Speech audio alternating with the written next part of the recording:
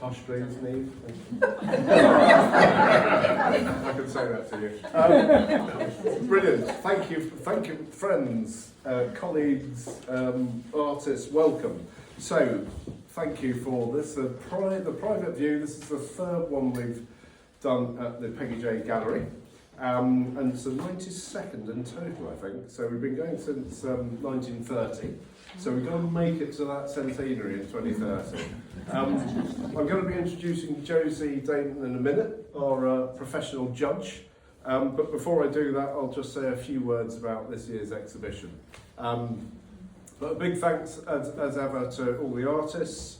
A particular thanks to Alan and Vera for hanging this morning. Jean-Pierre and Beryl came along and did a lot of tidying up. Rebecca, who's had to go, also is helping out. And Sophie and Francis and Helen, who's on the bar here from Burgh House. And Liz as well, who was putting a string on and all that sort of stuff. So we've got 21 different artists this year, which I think is probably the most we've had for a good few years. So that's really good news. Some old, some new, some returning. Where's Guy? Guy there last exhibited in pre-pandemic, so that shows you how long ago it was. It was this century though, yeah. And also an artist from the Canaries as well, because when Neve and I were in Gran Canaria earlier, we saw her work and I encouraged her to exhibit. Anyway, so that's all good. Got a couple of pictures here. Do come in. Thank you.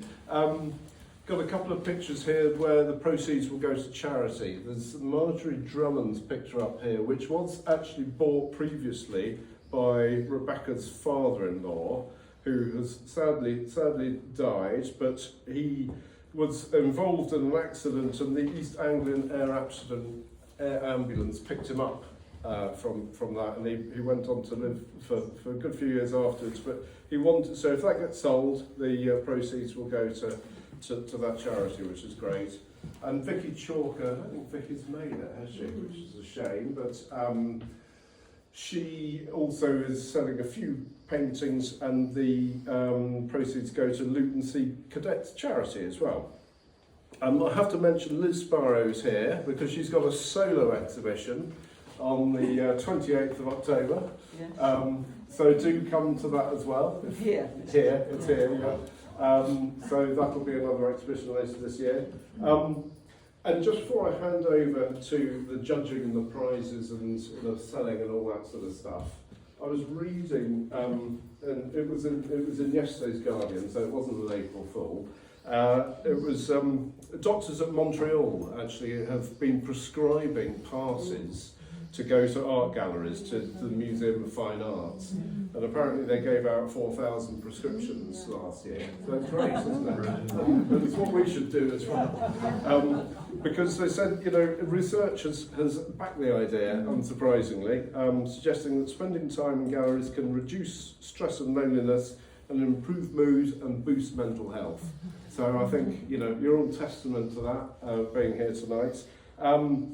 And so I think without further ado, I'm going to hand over to the judging section. We've got a bit of a double act tonight, because we've got Matt Stewart, Barbara Stewart's son, who's also going to be giving an award. But we've got Josie here, Josie Dayton, who's a professional artist, been teaching life drawing since 2011, worked for the London Drawing, which is classes, lots of in-person classes and online classes, and a couple of my works were products of tutors from that since 2016. So without further ado, Josie, thank you. Thank you, Andrew.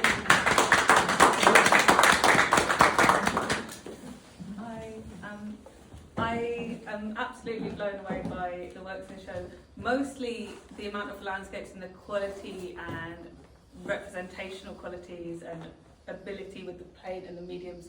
I, as someone who draws a lot from the figure, works a lot from the figure, teaches with the figure, unsurprisingly, I'm not very practiced in landscapes, and therefore I'm in awe of them. So forgive me and my subjectivity with my choices this evening, but there we go. That's who I am as a person. Very judgmental, very subjective. Here we go. I have a couple of honourable mentions I'd like to just point to just before we get to the winners. I was really blown away by Akine's work, understandably as a winner of the finalist of the landscape award. But I mean, for me, that water is incredible. The other most important honourable mention is Liz Spiro. I kept coming across like, oh, that's a brilliant one, Liz Spiro. Oh, that's a brilliant one, Liz Spiro. And so that was a very difficult decision. But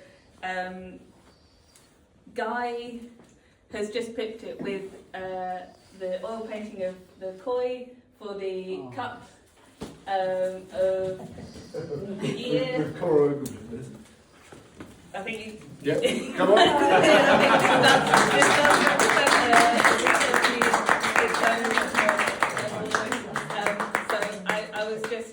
That was all of my favourite things, the little flecks of light, the quality of the oil, the water. I just thought, here we go. That's overly kind, thank you. The second award, actually, I think you should probably... actually have the cup. Yeah. Yeah. We will have to get into it. For the second award, I'll mention who I've selected, but who's actually giving the award is yourself, Matt. And you've got the amazing, beautiful plate. So I'll... Shall I tell you?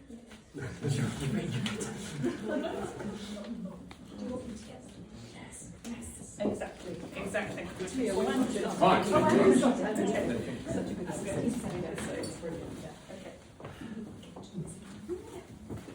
So,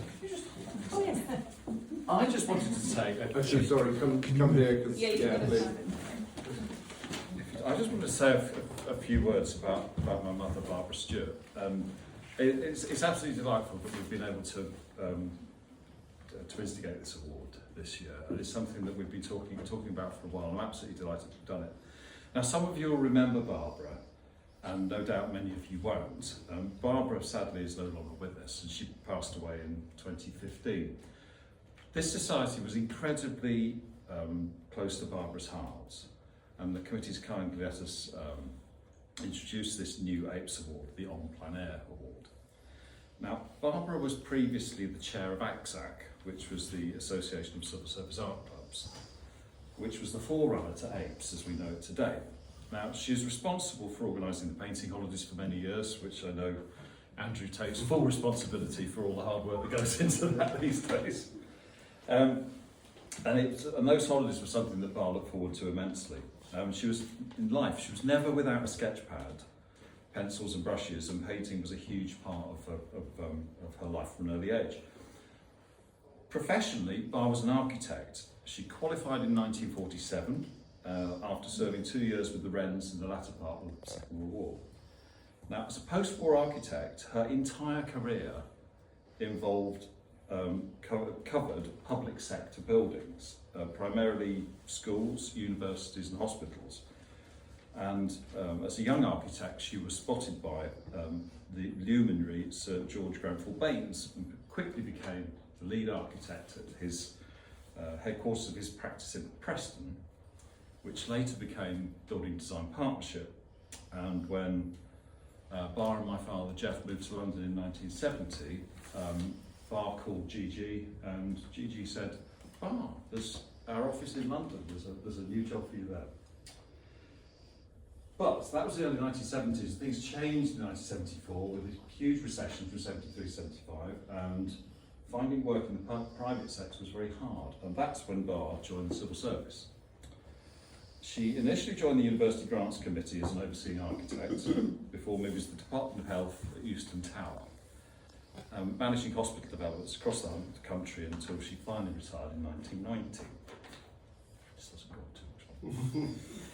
But besides working full-time, Bar was also a doctor's wife, and she was mother to me.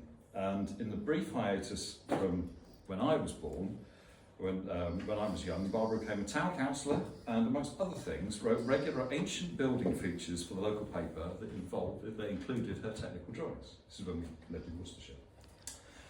But to bring it back to this art club gave her a huge, much-needed break from work and life and the pressures of day-to-day responsibility. Exactly what you've just talked about. the joy that this provided and the friendship and relationship that this organisation created was absolutely enormous. Now, Bar's love was art, primarily in watercolour, but much of her work focused on landscapes and, of course, buildings. She was also a keen sculptor, and in later life dedicated much time to creative writing and in particular to poetry. So in conclusion, we're very glad to be able to celebrate Barbara's life with you and hope her memory will live on for many years with this prize for the years to come.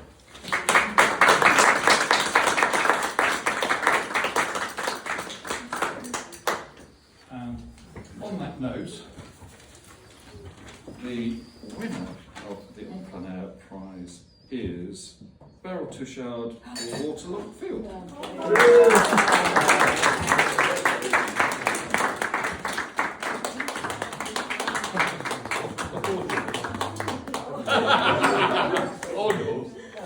Fantastic.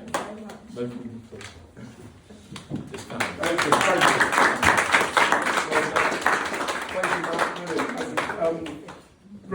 Thank you very much, Josie. Thank you, Matt, for the awards there. And actually, I met Barbara at the Department of Health, and we have colleagues here from the Department of Health and Social Care, because we also have an artist here from the department. So it lives on, doesn't it? And it's really important. And actually, Jean-Pierre was just saying, oh, well, a lot of young people here tonight, which actually is really refreshing, because you know, there's now somebody who gets free rail travel in here. But I'm no longer young. So seriously, please keep telling friends and family about this. You know, you've seen the quality here. A lot of it is just, you know, you go to a few classes. Some people have art degrees and are professional artists, but we're very inclusive. Anybody can join over the age of 18. So anyway, without further ado, we've already sold 2 of Guy's. Thank you, Liz and Kim. Where are you? Yeah, over there. But yeah, enjoy, have a drink, buy stuff, and go for it. Thank you.